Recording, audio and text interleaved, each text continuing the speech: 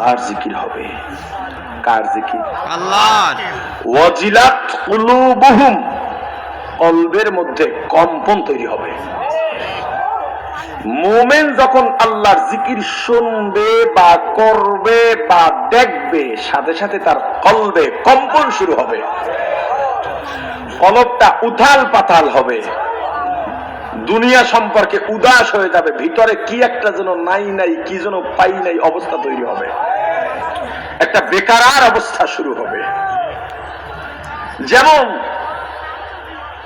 এই কলবের কম্পন মানে আল্লাহর মায়া তার কলবে গিয়া এফেক্ট করবে, আল্লাহর মায়াটা বেড়ে যাবে, পাগলের মতো হয়ে যাবে।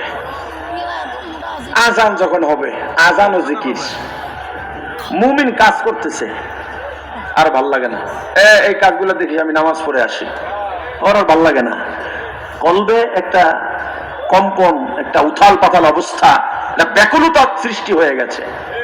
যদি কোনোভাবে নামাজে না যাইতে পারে, সবাই বলে আমরা জামাত করবো অনেক, এখন মানে আগে খানাটা খেয়ে এলোই, কিন্তু মোমেন কি কয়, ভাই নামাজটা আগে পড়ে নি, না খাইতে বসি, খাইতে বসছে, খাইয়ে সবাই এখন চা খায়, পান খায়, এ কয় ভাই নামাজ কিন্তু হয় নাই। ওর কলবে তো অবস্থা অন্যরকম, ওর ব্যাকুলতাই অন্যরকম। এ সবাই পানটা না কেউ গুরুত্ব দেন, এই দুইজন নিয়ে একটা জামাত করে নামাজ পড়ে কি শান্তি, একেবারে শান্তিতে তার